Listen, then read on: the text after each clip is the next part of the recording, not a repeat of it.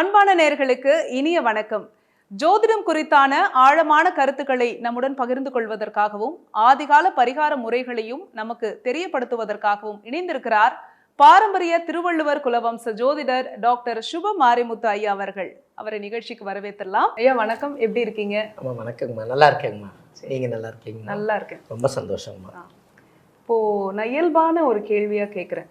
இப்போ இருக்கக்கூடிய எல்லாம் பெரியவங்களா இருப்போம். குழந்தையா இருக்கும்போது நம்மளுடைய எதிர்காலம் நல்லா இருக்கணும் அப்படின்னா எல்லாருக்குமே பல வண்ணமயமான கனவுகள்லாம் இருந்திருக்கும்.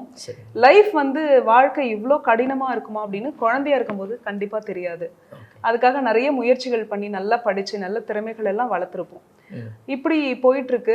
ஒரு குறிப்பிட்ட ஒரு வயது வந்ததுக்கு அப்புறமா நம்ம நினைச்சதை நம்மளால அடைய முடியல. எல்லா வயதினருக்குமே சில கனவுகள் எதிர்பார்ப்புகள் இருக்கும். ஆனா அவங்களால அதை அடைய முடியல. திறமைகள் இருந்தும் அவங்களால முன்னுக்கு வர முடியல. வாழ்க்கையே, இந்த வார்த்தை உபயோகப்படுத்த வேண்டாம்னு நினைச்சேன், வாழ்க்கையே முடங்கி போன மாதிரி இருக்கு. இதுக்கு ஜாதக ரீதியா ஜோதிடத்துல இந்த மாதிரி ஏதாவது தோஷம் இருக்கா? ஏதாவது தோஷம் இருந்தாதான் இந்த மாதிரிலாம் நடக்குமா ஐயா? நல்ல கேள்விங்கம்மா. ஏன்னு கேட்டீங்கன்னா, பொதுவாகவே இந்த முடங்கி போச்சுன்னு நீங்கள் சொன்னீங்க பார்த்தீங்களா, கடைசியில் ஒரு வார்த்தை, அது முடங்கி போச்சுனாலே எல்லா திறமையும் அப்படியே சுருங்கி முடங்கின மாதிரி தானே. அது ஜோதிட சாஸ்திரத்தில் பார்த்தீங்கன்னா ஆதி காலத்திலேயே இது முடக்கு தோஷம்னு சொல்லி ஜாதகத்தில் இருக்குங்க. இந்த முடக்கு தோஷம் அப்படிங்கிறது இந்த உலகத்துக்கு கொஞ்ச நாளாக வரவே இல்லை. அது ஒரிஜினலான முடக்கு தோஷத்துக்கு ஆதி காலத்தில் என்ன பேர் வச்சாங்கன்னா லாடம் லத்தைன்னு பேர் வச்சாங்க. லாடம் லத்தை. அதுக்கப்புறம் தான் இந்த முடக்கு தோஷம்னே வெளிவந்தது. சமீப காலமாக எனக்கு தெரிஞ்சு நான் 30 வருஷமா இந்த ஜோதிட துறையில் இருக்கேன். சரி, அந்த காலத்திலேயே ராஜாக்களவே முடக்கி போடுச்சுன்னா இந்த முடக்கு தோஷத்தை நிவர்த்தி பண்ணுறதுக்கு என்ன பரிகாரம்னு அந்த காலத்தில் அரசர்கள் காலத்திலேயே இதை தேடி இருக்காங்க. ஆமாங்க, வகுத்து வச்சிருக்காங்க. அப்போ அந்த ஜாதகத்தில் என்ன பிரச்சனை கேட்டால், முடக்கு தோஷம் அப்படிங்கிறது ஒரு உலகத்தில் பெரிய ஒரு நாட்டை கட்டி ஆளக்கூடியவருக்கே ஒரு முடக்கு தோஷம் இருக்குதுன்னா பாமர மக்களுக்கு எவ்வளவு கஷ்டப்படுவாங்க. கண்டிப்பாக இல்லைங்களாம்மா? அப்போ இந்த முடக்கு தோஷங்கிறது ஒரு ஜாதகத்தில் ஒரு நேர்கோட்டிலேருந்து வருது. அப்போ என்ன அப்படின்னு கேட்டிங்கன்னா, ஒரு 15 வருஷமாக நம்மக்கிட்ட ஜாதகம் பார்க்குறவங்க அத்தனை பேர்த்துக்கும் இந்த முடக்கு தோஷத்தை பற்றி சொல்லி அசுர வளர்ச்சிக்கு போயிருக்காங்க. அதுக்கு மெயின் என்ன காரணம் அப்படின்னு கேட்டிங்கன்னா, இந்த முடக்கு தோஷம் ஒவ்வொரு மனிதர்களுக்குமே உண்மையாலுமே ஆத்துமாத்தமாக சொல்லப்போனால் உங்களை உருவாக்குறது யாருங்க? தாய் தந்தை. தாய் தந்தை. அப்போ நம்மளோட ஜீன் கனெக்டிவிட்டி ஏதோ ஒன்று இருக்குது. அப்போது சூரியன்னா அப்பா, சரி, சந்திரனா அம்மா. ஜோதிட சாஸ்திரத்தில் அப்படித்தான் உலகத்துக்கு அறிவிச்சிருக்காங்க.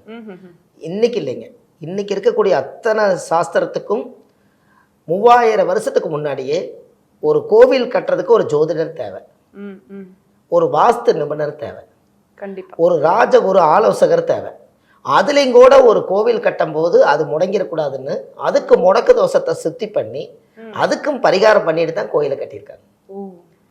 அப்போ ராஜாக்கள் எல்லாம் அது என்ன முடக்கு தோஷம், அப்போ இதை மனிதனையும் தாக்குமா அப்படின்னு செக் பண்ணி பார்க்கும்போது நம்ம அப்பா என்ன செஞ்சாரோ அதோட ஜெராக்ஸ் தான் அதோட வாரிசு. அப்போ நம்ம அப்பாவுடைய சொத்து பிள்ளைக்குன்னா அப்பாவுடைய பாவம் பிள்ளைக்கு தானே. அப்போ அந்த முன்னோர்கள் நம்ம அந்த காலத்தில் இந்த கவர்மெண்ட் வேலைக்கு போனாங்கன்னா அவர் ஒரு 56 வயசு முடிஞ்சதுன்னா ரிட்டையர்ட் ஆனால் வாரிசுக்கு அந்த வேலைக்கு கொடுத்துருவாங்க ஒரு காலத்தில். தெரியுங்களா? பார்த்துருக்கீங்க? தெரியும். அதே மாதிரி தான் அப்பாவோட ஜென்ரேஷனில் என்னென்ன கர்மா இருக்கோ அதெல்லாமே வாரிசுக்கு டிரான்ஸ்ஃபர் ஆயிடும். அதுக்கு இந்த முடக்கு தோஷம்ங்கிறது எங்கேருந்து உருவாகுதுன்னா, அப்பாவோட உயிர் கருவோய் அம்மாவோட கர்ப்பத்தில் வச்சு சரி அந்த குழந்தை வெளியில் வருது இல்லைங்களா, அந்த வெளியில் வராதுக்கு முன்னாடியே கரு உருவாகும் போதே முடக்கு தோஷம் உருவாயிடும். யாருக்காக இருந்தாலும் சரிங்க. அதுக்கு பேர் தான் சூரியன் நின்ற நட்சத்திரத்துக்கு அந்த முடக்கு தோஷம் பாதிக்கும். சூரியன் எந்த நட்சத்திரத்தில் இருக்காரோ அது ஒரு கான்செப்ட் இருக்குது. சரி, சூரியன்லேருந்து மூளை வரைக்கும் எண்ணி அதுலேருந்து கால்குலேஷன் போட்டு தான் முடக்கு தோஷத்தை கண்டுபிடிக்கணும்.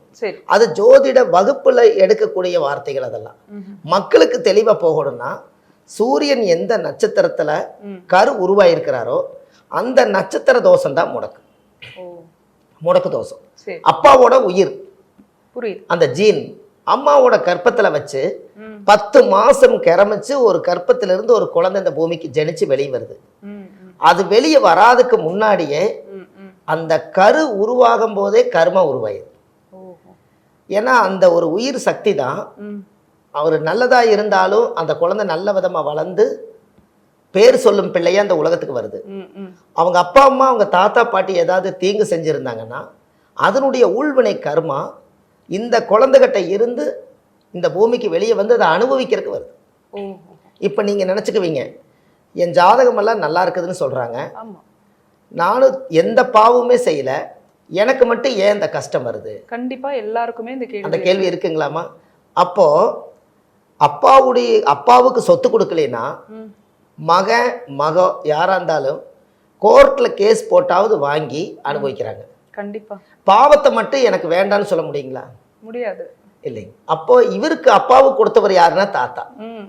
அப்ப அவரு ஏதாவது முன்னோர்கள் வழியில அவருக்கு சுயநலமா ஏதாவது கர்மாக்களை நிறைய தேடி நிறைய அசுர தேவதைகளோட அசுர பிரச்சனைகளோட நிறைய தீங்குகள் பண்ணியிருந்தா அந்த 3 தலைமுறை ஆனாலும் இந்த கடைசியில் இருக்கிற வாரிசு சுமந்தே ஆகணும். அதுதான் அந்த முடக்கு தோஷம். ஏன்னா இந்த முடக்கு தோஷத்தை இந்த உலகத்துக்கு முதல் தெளிவாக கொடுக்கணும். ஏன்னா அப்பாவோட உயிர்கரு உருவாகி அம்மா கர்ப்பத்தில் வைக்காம எந்த குழந்தையும் இந்த உலகத்துக்கு வெளியே வராது. அதோடைய மூலாதாரமே அதுதான். கரெக்டுங்களா? அப்போ ஒவ்வொருத்தரும் பெரிய பெரிய திறமை உள்ளவங்க இருப்பாங்கல்ல. கண்டிப்பா. எத்தனையோ பேர் படிச்சுட்டு வேலை இல்லாமல் வீட்டில் உட்காந்துக்கிட்டு ஃபோனை பார்த்துட்டு என்னைக்காவது எனக்கு ஒரு வேலை கிடைக்காதா, நான் ஃபாரின் ஏதாவது போய் நான் தனியாக சம்பாரித்து என்னுடைய அப்பா அம்மாவை நான் காப்பாற்ற மாட்டேன்னா, இன்றைக்கி அவங்க இவ்வளோ தூரம் வளர்த்தியும் கூட அவங்க தான் எனக்கு சோறு போடுறாங்களே, நான் என்னைக்கு அப்பா அம்மாவை சோறு போடுவேன்? என்னுடைய கூட பிறந்த அண்ணன் தம்பியில் நம்பி நான் இருக்கேன். இப்போ எனக்குன்னு ஒரு திறமை இருந்தும் கூட என் ஜாதக கட்டத்தில் என்ன தான் பிரச்சனை? இது ஒரு கேள்வி. அவங்க அரை நேரம் தான் தூங்குறாங்க. எனக்கு விடிவு காலம் பிறக்கும் அப்படின்னு காத்துக்கிட்டு இருக்காங்க. ஆமாம், இந்த முடக்கு தோஷம் இருந்திருக்குதுங்க. அப்போ இந்த முடக்கு அப்படிங்கிறது செவ்வாய் தோஷத்தை கண்டுபிடிச்சாங்க இந்த உலகத்தில். ராகுகேது தோஷத்தை கண்டுபிடிச்சாங்க. ராகுகேது தோஷம்னா பாம்படிச்சு கொள்றாங்க. அது நாக சாபம் வருது, வம்ச விருத்தி ஆக மாட்டேங்குது. இந்த பாம்பு அடித்து கொண்டதுனால அந்த தோஷம் போயிடும். செவ்வாய் தோஷம் கல்யாணம் ஆகாமல் போயிடறாங்க, அதனால அந்த தோஷம். கலஸ்திர தோஷம், இந்த மாதிரி எத்தனையோ தோஷத்தெல்லாம் இந்த உலகத்துக்கு கண்டுபிடிச்சி கொடுத்தாங்க. அதுக்கெல்லாம் பரிகாரம் கிடைச்சது. அதை பண்ணி நிவர்த்தி பண்ணிட்டு போயிட்டாங்க. இந்த முடக்கு தோஷங்கிறத மட்டும் கொண்டே வர முடியல. அப்போ ஒருத்தர் நல்லா உழைக்கிறவர் நம்ம கிட்ட ஜாதகம் வந்து கேட்குறாரு, நீங்கள் இது வரைக்கும் யாருமே எல்லா தோசையும் சொல்லிக்கிறாங்க, இந்த முடக்கு தோஷத்தை மட்டும் நீங்கள் சொல்லலையே, அதுதான் என்னன்னு பார்த்துட்டு போகலாம் தான் உங்கள்கிட்ட ஜாதகம் பார்க்க வந்தேன். அப்படிங்கும்போது அவருக்கு நம்ம எடுத்து சொல்கிறதே, நம்ம அப்பா அம்மாவோட உயிர் கருவிலேருந்து உருவான மாதிரி உங்கள் அப்பா அம்மாவுடைய வயிற்றில் நீங்கள் உயிர் கருவில் உருவாயிருப்பீங்க. அதில் இருந்து அப்பா தாத்தா என்ன கர்மாவை கொண்டு வந்தாங்களோ அந்த டெபாசிட் கர்மா தான் உங்களுக்கு முடக்கு தோஷம். அவங்களுக்கு தெளிவாக புரிய வைக்கிறோம். அப்போ இந்த முடக்கு தோஷங்கிறத ஒன்றை கண்டுபிடிச்சிட்டா அதுக்கு நிவர்த்தி கண்டுபிடிச்சிடலாம். சரி, என்ன மாதிரியான எதுல முடங்கி இருக்காங்க? முதல்ல நோயை கண்டுபிடிச்சா தானே மருந்து கொடுக்கலாம். என்ன கர்மாவை அவங்க வந்து கேரி பண்ணி கொண்டு வந்திருக்காங்கன்னு அது தெரியணுங்க. இப்போ தெரியுமா சார்? அது கண்டிப்பா கண்டுபிடிக்கலாம். அவங்க என்ன கர்மாவில இருந்து வந்திருக்காங்கன்னு கண்டுபிடிக்கலாம். ஜாதகத்தை வச்சு கண்டுபிடிக்கலாம். அந்த சூரியன் என்ற நட்சத்திரம், அத கருண் என்ற நட்சத்திரம், சந்திரன் என்ற நட்சத்திரம் தான் உங்க ஜென்ம நட்சத்திரம், லக்னம் உள்ள உங்களோட நட்சத்திரமே. ஓ சரி. சந்திரன் எந்த ராசியில் நீங்க பாதசாரத்தில் எடுத்து போய் பார்த்தீங்கன்னா சந்திரன் எந்த நட்சத்திரத்தில் இருக்குதோ அதுக்கு அந்த ராசியில் தான் நீங்க கோயில் அர்ச்சனை பண்ணிட்டு இருப்பீங்க. அந்த சூரியன் என்ற நட்சத்திரங்கிறது அப்பா உருவாக்குன நட்சத்திரம், கரு உருவாக்குன நட்சத்திரம். சந்திரன் என்ற நட்சத்திரம் வந்து அம்மா இந்த உலகத்துக்கு வெளியே கொண்டு வந்த நட்சத்திரம். அதனாலதான் உங்க ஜென்ம நட்சத்திரத்துக்கு அர்ச்சனை பண்றீங்க. கண்டிப்பா. இப்ப நான் வந்து பூர நட்சத்திரம், அப்போ நான் போய் கோயிலில் போய் பூர நட்சத்திரம் சுபமாரி முத்து நாமதேசியானாம் தீர்க்காயில் தீர்க்க சுமங்கலியா இருக்கணும் வாழ்த்தி வாங்குறேன். அப்போ நான் பூர நட்சத்திரத்துக்கு எதுக்கு அர்ச்சனை பண்றேன்னா, இந்த பூலோகத்துக்கு வந்து கடவுள்கிட்ட போய் என்னுடைய கர்மாவை சொல்லி கடவுள்கிட்ட இருந்து ஒரு ஆசீர்வாதம் வாங்குறதுக்காக நான் போய் அர்ச்சனையும் தேங்காய் பழம் கொடுக்குறேன். அந்த சாமி அதை வாங்கிட்டு என்னோட பேருக்கு ஒரு ஆசீர்வாதம் பண்ணணும். அதுக்கு பேர் அர்ச்சனை. உங்களுக்கு பிரச்சனை இல்லைன்னா கடவுளுக்கு அர்ச்சனை இல்லை. கண்டிப்பா. என்னங்கம்மா, உங்களுக்கு பிரச்சனை இல்லைன்னா கடவுள்கிட்டே அர்ச்சனை இல்லை. அந்த பிரச்சனையை அர்ச்சனை ஆக்கிறதுக்காகத்தான் அர்ச்சனை. அது சந்திரன் என்ற நட்சத்திரம். அந்த சூரியன் என்ற நட்சத்திரத்தை கெட்டியா ஏன் இது சொல்றேன்னு கேட்டீங்கன்னா, அந்த தந்தை வழியிலிருந்து தான் ஒரு கர்மா உருவாகுது. தாய் வழிக்கு வர்றதுக்கு காரணம் அந்த பனிக்கூடத்துக்குள்ள ஒரு குழந்தை சுமந்து, அந்த பனிக்கூடத்துக்குள்ள ஒரு குழந்தை சுமந்து 10 மாசத்துக்கு அப்புறம் வெளியே வரும்போது இந்த தாயோட வம்சாவளியில இருந்து ஒரு கர்மம் ஒன்று உருவாயிருக்கும் இல்லைங்களா? கண்டிப்பா. அதையும் சேர்ந்து தாய் வழி கர்மாவும் தந்தை வழி கர்மாவும் ரெண்டு சேர்ந்து தான் முடக்கு தோஷமா மாறுது. புரியுது. இப்போ அம்மா அம்மா இல்லாம ஒரு குழந்தை வெளியே வராதில்லைங்க, அதுக்கு அம்மா முழு காரணமா இருக்காங்க. கண்டிப்பா. அதே மாதிரி அப்பா உருவாக்குறாங்க. அப்ப இவங்க ரெண்டு பேர்த்துடைய கர்மாவும் சேர்ந்து ஒரு குழந்தை உருவாக்கி வெளியே வரும்போது ரெண்டு வீட்டு கர்மாவும் சேர்ந்து இந்த குழந்தை சுமக்குது. புரியுது. இந்த ரகசியம் எல்லாத்துக்கும் தெரியும் இல்லைங்களா? கண்டிப்பா. நீங்க இந்த முடக்கு தோஷத்தை பத்தி கேட்டதுனால 30 வருஷ அனுபவமா இருக்கிறதுனால எத்தனையோ மக்களுக்கு ஒரு 1000 5000 10,000 பேர்த்துக்கு இந்த கையில நம்ம ஜாதகம் பார்த்துருப்போம். எத்தனையோ பேர்த்துக்கு இந்த முடக்கு தோஷத்தை சொல்லி அது நிவர்த்திக்கு உண்டான பரிகாரங்கள் செஞ்சு இன்னைக்கு எல்லாரும் அசுர வளர்ச்சியில் இருக்காங்க. யாருமே மைனஸில் இல்லை. என்ன காரணம்னா முதல்ல அதை கண்டுபிடிச்சோம். அதை கண்டுபிடிச்சதுனால இது உலகத்துக்கு சமர்ப்பணம் பண்றோம். சரி. அப்போ இதுக்கு இந்த முடக்கு தோஷத்தை எல்லாம் நம்ம கண்டுபிடிச்சிட்டோம். இந்த லக்னம் ஒரு ஜாதகத்தில் லக்னம் முடங்கிருச்சுன்னா முதல்ல இந்த ஜாதகரே முடங்கிடுவாருங்கிறதே இந்த பதிவில் தான் உங்களுக்கு கிடைக்குது. லக்னம் வந்து முடங்குமா? ஆமாங்க. லக்னம் இந்த முடக்கு தோஷம் போய் லக்னத்திலே இருந்துட்டா. இப்போ நீங்க ஒரு தாயோட கர்ப்பத்துல 10 மாசத்துக்கு அப்புறம் வெளியில வரும்போது நீங்க ஒரு லக்னத்துல பிறப்பீங்க. உங்களோட பேர் கேட்டா கோயில சொல்றீங்க, அர்ச்சனைக்கு உங்களோட நட்சத்திரம் கேட்டா சொல்றீங்க, நீங்க என்ன லக்னத்துல பிறந்தீங்கன்னு கேட்டாலும் சொல்றீங்கல்ல. ஆமா ஆமா. அப்ப அந்த லக்னம் தான் 300 நாள் மூச்சடக்கி ஒரு தாய் அந்த குழந்தை வெளியில வந்து ஒரு ராசி 12 ராசி கட்டத்துல அந்த அந்த தாய் எப்ப பிரசவமாக்கி இந்த பூமிக்கு விடுதோ அந்த டயத்துக்கு ஒரு லக்னம் பிறக்கும் இல்லைங்க, அங்கேயே முடக்கு தோஷம் விழுந்துருச்சுன்னா அந்த குழந்தையிலே பிஞ்சிலேயே உங்களுக்கு வந்து முடக்கு தோஷம் வந்தாச்சு. அது வளர்ந்து ஆளாகி எனக்கு எதுவுமே நான் பிறந்ததுலேருந்து எதுவுமே எனக்கு சரியா நடக்கலைங்கன்னு சொல்லும் போது தான் இந்த இடத்துல முடக்கு தோஷத்தை பற்றி சொல்ல வேண்டியது. புரியுது. கரெக்டுங்களாங்கம்மா? இதுக்கு எளிமையான வழி வந்து முடக்கு தோஷத்துக்கு அருமையான ஒரு பரிகார கோயில் இருக்குங்க. இந்த உலகத்துல அந்த ஒரு முறை வாழ்க்கையில போயிட்டு வந்தாங்கன்னா அவங்க 300 நாள் மூச்சடைக்க பிறந்த சாபமும் அந்த முடக்கு தோஷமும் தந்தை வழியில வந்த கர்மாவும் தாய் வழியில வந்த கர்மாவும் எல்லாம் சேர்ந்து நிவர்த்தியாகி இது வரைக்கும் அந்த குழந்தை இந்த உலகத்துல எப்படியெல்லாம் சாதிக்கொண்டு இருந்ததோ அத்தனையும் சாதிக்கும். அதுக்கு ஒரு பரிகார கோயில் வச்சுக்கிறேங்க. சொல்லுங்க சார். ஏன்னா அந்த பரிகார கோயில் உலகத்துக்கு கொடுத்தா தான் அவங்க நல்லபடியா போய் சேருவாங்க. இந்த கோவில் வந்து மதுரையில பெரியார் பஸ் நிலையம் அருகில் இன்மையிலும் நன்மை தருவார். என்னங்கம்மா? இன்மையிலும் நன்மை தருவார் சிவ ஆலயம். இன்மைனா இல்லைன்னு அர்த்தம். சரி. இல்லாதவரையும் நன்மை ஆக்கக்கூடிய கோயில். இப்ப பணக்காரா இருக்கிறவங்க ஒரு மாலை வாங்கி போட்டு சாமிக்கு அர்ச்சனை பண்ணுவாங்க. ஒரு ஏழையா இருக்கிறவர் ஒரு 5 ரூபாய்க்கு ஒரு விளக்கு தான் வாங்கி பத்த வைக்க முடியும். அந்த 5 ரூபாய் விளக்குக்கு முதலிடம் கொடுத்துருவாருங்களா அந்த கோவில்ல. அதுக்கு பேர் தான் இன்மையிலும் நன்மை தருவார். கோயில் பேர் கேட்கறக்கே உங்களுக்கு ஆச்சரியமா இருக்கு இல்லைங்களா? அது ஆமா, டிஃபரெண்டா இருக்கு. இது காரணம் என்னன்னு கேட்டீங்கன்னா 30 வருஷத்துக்கு முன்னாடியே இந்த இன்மையிலும் நன்மை தருவார் கோயில் நம்மளுக்கு தெரியுங்க. ஏன் 30 வருஷத்துக்கு முன்னாடி வரைக்கும் தெரியல? இல்ல, நம்மளுக்கு எனக்கு தெரியும், அந்த கோவில் தெரியும். ஆனா அந்த கோயிலோட அதனுடைய சூட்சமங்கள் தெரியாது. கோவில் தெரியும், அந்த கோவிலோட சூட்சமம் தெரியாது. மதுரைவாசிகள் எல்லாருக்குமே தெரிஞ்சிருக்கும், ஆனா அத்தனை பேருக்குமே அதனுடைய வரலாறு தெரியுமா? நாங்கெல்லாம் திருப்பூர் பொள்ளாச்சி சைடுங்க பிறந்து வளர்ந்தெல்லாம். நம்மளுடைய கூட பிறந்தவர் வந்து மதுரையிலே போய் செட்டில் ஆயிட்டாரு. சரி. அவர் 30 ஆண்டு காலமா மதுரையில் இருக்காரு. சரி. அதனால அவரை நோக்கி நான் போகும்போது அந்த மதுரை மீனாட்சியம்மன் கோயில் எல்லாம் அன்னைக்கெல்லாம் ஃபேமஸா சொல்லும் போது எங்களை எல்லாம் கூட்டிட்டு போவாங்க. அப்ப ரெஸ்ட் எடுக்கும் போது இன்மையிலும் நன்மை தருவார் கோயில்ல தான் அங்கெல்லாம் இருந்து அங்க இருக்க பர்ச்சேஸ் எல்லாம் பண்ணிட்டு இந்த கோவிலெல்லாம் சொல்லுவாங்க. அப்போ கொஞ்சம் வயசு இந்த நாலேஜ் இதெல்லாம் கம்மியா இருக்கிறதுனால அன்னைக்கே நம்ம ஜாதகத்துல தான் முடக்கு தோஷம் இருந்தால் அந்த கோயிலுக்கு போய் நிவர்த்தி ஆயிருக்கும். குழந்தையில தெரியாது. நம்ம 13 வயசுல ஜோசியத்துக்கு வந்தோம். அந்த 13 வயசுல என்ன மெச்சூரிட்டி இருக்கோ அதானே இருக்குங்க. அப்ப அன்னைக்கு பாதம் பட்டது நாம் அன்னைக்கே நல்லா இருந்திருக்கிறோம். இன்னைக்கு அதை கண்டுபிடிச்சு இந்த உலகத்துக்கு நம்ம கொடுக்குறோம். நம்ம அண்ணார் வந்து என்னுடைய கூட பிறந்த ரத்தம். அவர் அங்கதான் இருக்காருங்க, மதுரையில தான் இருக்காரு. நாகமலை புதுக்கோட்டைங்கிற ஊர்ல பாரம்பரியமா அங்கேயே போய் வாழ்றாரு. அங்க இருக்கக்கூடிய வாழ்க்கையை அமைச்சு வாழ்றாரு. அவரை நோக்கி போகும்போதுதான் எனக்கு இந்த கோவிலே கண்டுபிடிச்சோம். இன்மையிலும் நன்மை தருவார். இது 30 வருஷம் ஆச்சு. அப்ப என்னுடைய வயசு இன்னைக்கு 44 ஆச்சுங்க. 31 வருஷம் ஆகுது. அப்போ இந்த 13 வருஷத்துக்கு முன்னாடி அந்த ஊர்ல இருக்கிறவங்களுக்கு அந்த கோயிலை பத்தி தெரியாது. பொதுவா சாமி கும்பிட்டு போயிருவாங்க. அந்த கோவில் இருக்கக்கூடிய ஆச்சரியம் இன்னைக்கு போய் ஆராய்ச்சி பண்ணா சிவனும் பார்வதியும் 2 பேரும் சிவலிங்கத்துக்கே பூஜை பண்றாங்க. ஒரே கருவறைக்குள்ள யாராவது கணவன் மனைவி பிரிஞ்சிருந்தாங்கன்னா சிவனும் பார்வதியும் தனித்தனியா வச்சிருப்பாங்க எல்லா கோயிலும். பார்த்திருக்கீங்க? அம்பாள் சன்னதிக்கு போய் கும்பிட்டு போங்கன்னு ஐயர் சொல்லுவாரு. சிவாலயம் இங்க இருக்குது போங்க. அந்த கோவில்ல மட்டும் நீங்க போனீங்கன்னா சிவலிங்கமே ஆவுடை வந்து அப்படி திரும்பி இருக்குங்க. அப்படியா?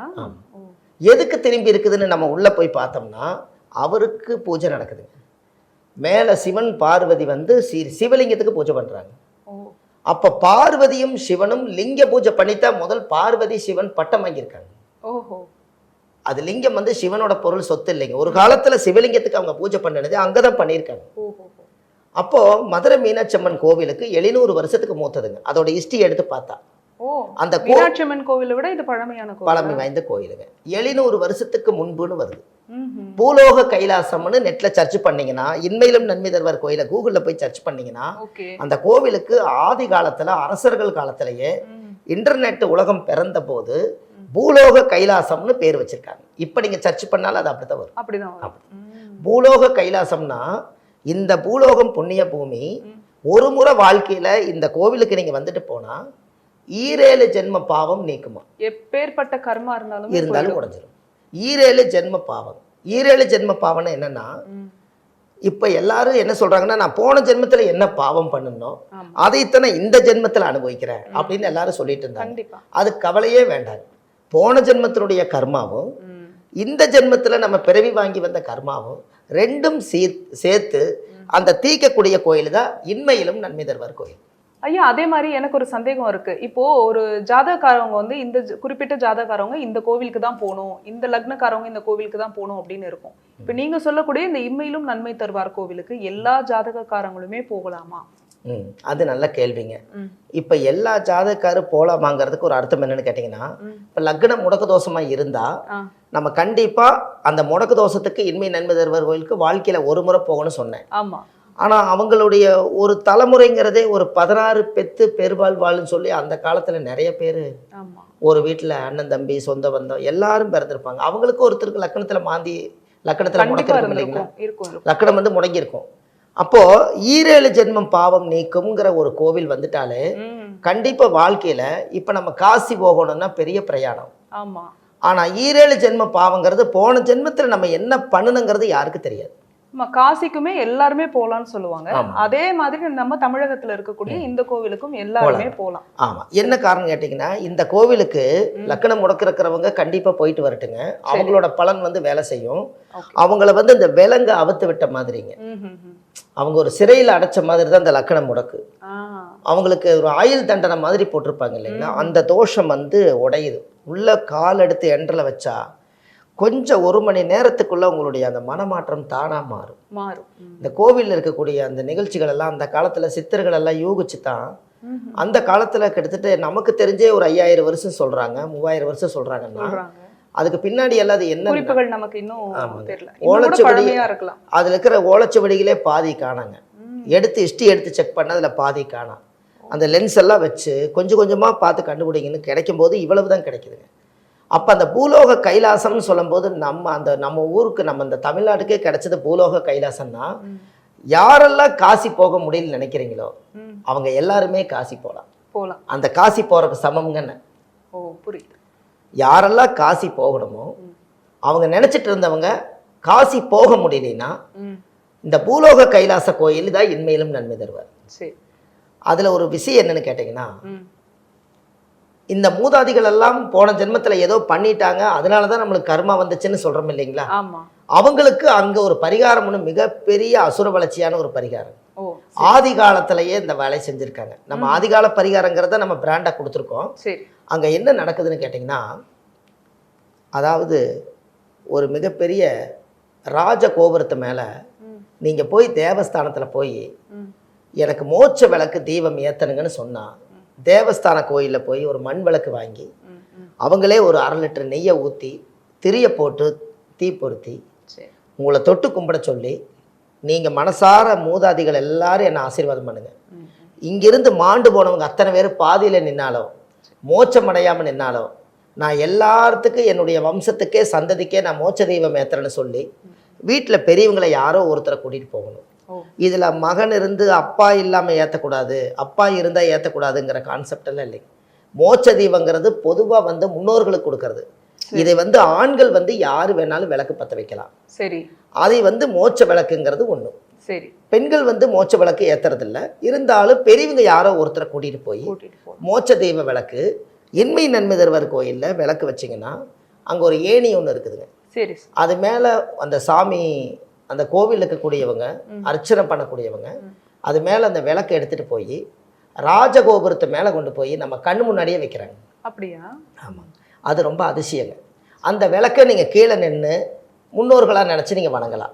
இந்த பரிகாரம் நம்ம மதுரையில பெரியார் பஸ் நிலையம் பக்கத்துல இருக்கக்கூடிய இன்மையிலும் நன்மை தேவர் கோயில்ல காலங்காலமா நடக்குது. ஓ. ஏன்னா மக்களுக்கு இது கரெக்டா போய் சேர்ந்துச்சுன்னா பெரிய பரிகாரம் பண்ணி என்னால காசு கொடுக்க முடியாதுங்கன்னா ஒரு விளக்கேத்துற அளவுக்கு உங்ககிட்ட காசு இருந்தா போதுமில்ல. முன்னோர்களுடைய ஆசீர்வாதத்தை வாங்கலாம் இல்லைங்களா? ஏன்னா இனி போற காலகட்டங்களில் எல்லாத்துக்கிட்டையுமே பைசா இருக்குன்னு சொல்ல முடியாது. ஒரு வசதி படைச்ச மனுஷங்கிட்ட 2 பணம் இருக்கலாம். ஆனா ஏழ்மையா இருக்கிறவங்களுக்கு விளக்கு போடுறதுக்கும் கூட காசு இல்லாத குடும்பம் எல்லாம் இன்னும் இருக்காங்க. நாம ஜாதகம் பார்த்துட்டு அவங்களுக்கே பஸ்ஸு காசு கொடுத்த காலமெல்லாம் இருக்குன்னா அப்போ அவங்க எல்லாம் எப்படி பரிகாரம் பண்ணுவாங்க? அப்ப இந்த ஆதி காலத்துல முன்னோர்கள் இதுக்கெல்லாம் சேர்த்தித்தான் கடவுளுக்கு விளக்கேத்துனா கடந்து வந்த பாதை தோஷமெல்லாம் நிவர்த்தி ஆகிறதுக்காகத்தான் அந்த மோட்ச விளக்கு தெய்வத்தை தமிழ்நாட்டிலேயே அந்த ஒரு கோயில தான் மிகப்பெரிய ஒரு மோட்ச தெய்வ விளக்கு ஏத்துறாங்க. அந்த காலத்துல யாராவது இறந்து போனாங்கன்னா மோட்சம் அடைஞ்சிட்டாங்களான்னு பாக்குறதுக்காக இங்க பூஜை வீட்டுல வந்து அந்த கருப்பு கருமந்திரம் எல்லாம் செஞ்சு அதை பூஜை பண்ணி மோட்சத்துக்கு அனுப்புவாங்க. அதுக்கும் கூட செய்ய முடியாததுக்கு அந்த கோவிலை வந்து அதை உருவாக்கியிருக்காங்க. அந்த கோவில என்ன ஒரு நல்ல விஷயம்னு கேட்டீங்கன்னா முடிசூடிய மன்னனும் இறுதியில் பிடிசாம்பலாகி போவார்னு சொல்லுவாங்க. என்னங்கம்மா? புரியுது. முடிசூடிய மன்னனும் இறுதியில் பிடிசாம்பலாகி போவார். அப்ப முடிசூடிய மன்னனும் முடிவில் பிடிசாம்பலாகி போவாங்கிறது அந்த கோவில். என்னன்னா அந்த ஊர்ல போய் நீங்க ஒரு அரச சபையை எடுத்துட்டாலோ ஒரு கவுன்சிலரோ ஒரு பெரிய எம்பியோ எம்எல்ஏவோ பெரிய பதவிகள் இப்ப இன்னைக்கு தான் இந்த மாதிரி, அன்னைக்கெல்லாம் வேற மாதிரி சொல்லுவாங்க. அந்த பதவியில் இருக்கிறவங்க யாராவது ஏத்துட்டு வந்தாங்கன்னா அந்த கோவில்ல போய் சாமிக்கு தேங்காய் பழம் பூமாலை கல்கண்டு வாங்கி அர்ச்சனை பண்ணி அந்த கோவில்ல வந்து நான் இந்த இடத்துல அரசால போறேன், இந்த மதுரையை நான் ஆள போறேன்னு சொல்லி அந்த சிவன் கோயில போய் சொல்லிட்டு வந்தா தான் முதல்ல இவரே அந்த ஊர்ல இருக்க முடியுங்களா? இல்லைன்னா அந்த சாமி வந்து என்னை விட நீ பெரியாளா அப்படின்னு சொல்லி அதுக்குட்பட்ட தண்டனை கொடுத்துருன்னு சொல்லி அன்னைக்கே யார் முடிசூடுறதா இருந்தாலும் அந்த கோவில்ல தான் மதுரையை சுற்றி இருக்கிறவங்க அத்தனை பேரும் முடிசூடி இருக்காங்க அந்த கோவிலில். அதோடைய அவங்ககிட்ட ஹிஸ்ட்ரி எடுத்து கேட்டால் யாராக இருந்தால் தலைக்கு கட்டுறது இந்த கிரிகிடம் கட்டுறது எல்லாமே சாமி கிட்ட கொண்டு போய் அந்த கிரிகிடம் மாலை மரியாதை எல்லாம் கொண்டு போய் கருவறையில் வச்சு அங்கே ஒரு தீபாரதனை காமிச்சு அவர்கிட்ட உத்தரவு வாங்கிட்டு வந்து இவருக்கு முடிசூடி வைக்கிறாங்க. இது மற்ற இடத்துல எல்லாம் இதை யோசிக்க மாட்டாங்க. அப்போ நான் தான் உனக்கு கொடுக்குறேன் நீ ஆளு அப்படின்னு சொன்ன மாதிரி. அப்போது அங்கே மோட்ச விளக்கு தெய்வம் ஏற்றுறதுக்கோ இன்மையிலும் நன்மை தருவார் கோயில் முன்னோர்கள் சாபத்தை நிவர்த்தி ஆக்குது. அதே போல் முடிசூடுறது நம்மளுக்கு ஒரு பதவி பட்டம் பேரு புகழ் வந்தால் பதவிகள் நிலையாக இருக்கிறதுக்காக அந்த கோயிலுக்கு போயிட்டு வந்தால் பதவி நிலைச்சிருக்கும். இதுக்கு அந்த கோவில் தான் வருதுங்க. லக்கணம் முடக்கு தோஷம் ஆச்சுன்னால் அந்த இன்மையிலும் நன்மை தருவார் கோயில் போயிட்டு வந்தால் அது கம்ப்ளீட்டாக கிளியர் ஆகுது. கணவன் மனைவி 2 பேர் பிரிஞ்சிருந்தா இன்மையிலும் நன்மை தருவார் கோவிலுக்குள்ள ஒரே கருவறைக்குள்ள புருஷனும் பொண்டாட்டியா கணவன் மனைவியா சிவன் பார்வதி உட்கார்ந்துருக்காங்க. அப்ப இந்த கோவில் இத்தனை வைப்ரேஷனும் அந்த ஒரு கோவிலே இருக்குது கிடைக்குது. இது நீங்க போனோன்னே வழிபாடு பண்றது எப்படின்னு கேட்டீங்கன்னா சாமி வந்து மூலஸ்தானமும் ஒரு 3 முறை அந்த கோயில் பிரகாரம் ஃபுல்லா அந்த லாஸ்ட் வரைக்கும் நீங்க அப்படியே கடவுளை கொடிக்கம்பத்துக்கிட்ட ஃபர்ஸ்ட் தொட்டு நீங்க வணங்கிட்டு ஆண்டவனே உங்க மண்ணுக்கு நான் வந்துட்டேன், நான் இந்த புத்தகத்திலே எழுதியிருக்கிறேங்க, ஒரு வார்த்தை சொல்லி விளக்கு முதல்ல ஏற்றிக்கலாம். முற்பிறவியில் செய்த பாவங்கள் எப்பிறவிக்கும் தொடராமல் இருக்க இப்பிறவியிலேயே என் தந்தை வழியில் வந்த கர்மாவினைகளும் தாய் வழியில் வந்த கர்மாவினைகளும் நான் என்னுடைய தாய் கர்ப்பத்திலிருந்து இந்த பூலோகத்துக்கு நான் ஜனனமான நேரத்தில் கொண்டு வந்த கர்மாவினைகளும் இன்றோடு நிவர்த்தியாகட்டுன்னு நீங்கள் விளக்கு போடுங்க, உங்கள் வாழ்க்கையில் எல்லா தோஷமும் நிவர்த்தியாகும் இப்படின்னு சொல்லி அந்த சாமி கோயிலை 3 முறை சுற்றி கோவிலில் போய் சாமிக்கு தேங்காய் பழம் பூமாலை கல்கண்டு வாங்கி அர்ச்சனை பண்ணி உங்கள் ஜாதகத்தவே கொண்டு போய் அப்பேற்பட்ட தெய்வத்தினுடைய பாதத்தில் வச்சு ஒரு தீபாரதனை காமிச்சு பிரசாதத்தோடு நீங்கள் வாங்கிட்டு வந்து கொடிக்கம்பத்துக்கிட்ட 1 மணி நேரம் உட்கார்ந்து உங்களோட மனசில் இருக்கிற எல்லா பிரார்த்தனையும் நீங்கள் நிறைவேற்றணும்னு சொல்லி என் ஜாதகத்தில் 12 கட்டம் சுத்தம் பண்ணி கொடுன்னு சொல்லி சாமி கும்பிட்டு அந்த பூமாதேவி தொட்டு கும்பிட்டுட்டு வெளியில் ஒரு தர்ம தானம் பண்ணிட்டு சந்தோஷமாக வீட்டுக்கு வந்துட்டீங்கன்னா அன்னையிலிருந்து உங்கள் ஜாதகத்தில் கூடிய சகல தோஷம் நிவர்த்திங்க, நல்லா இருப்பீங்க.